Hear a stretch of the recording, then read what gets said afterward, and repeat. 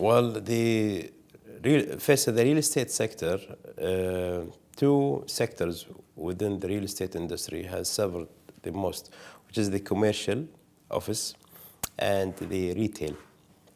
The office basically because of the oversupply and decreasing demand because of the financial meltdown. Second sector which was hit, which is the retail sector, is indirectly affected by the lower consumer spending, which by de facto made a lot of retailers rethink about their expansion plans. In addition to an increase in the supply with the three mega malls that were built recently in the country or launched in the last 2 years. As far as the residential, it's always been the problem in Kuwait in terms of residential, due to the fact of lack of supply of land. The government is planning to start a new city north of Kuwait, and this plan has been on the shelf or been postponed for about 3 or 5 years right now since the announcement.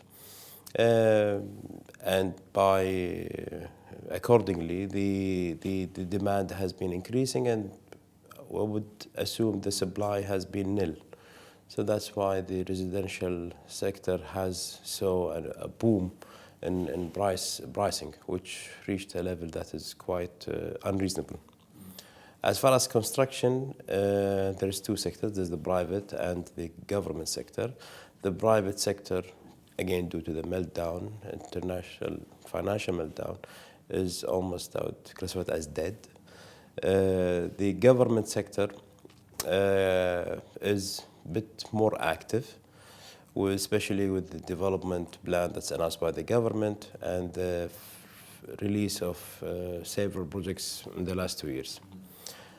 The prospect for 2012, I don't think anybody can tell you whether it's clear or not, but I personally believe it's going to be a continuous of the last 2-3 years, which is a booming government spending in the infrastructure and projects, and decreasing private sector spending and investments.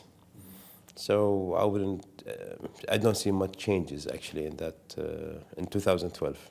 The major challenge now is actually to convince the banks of the feasibility and to overcome the risks.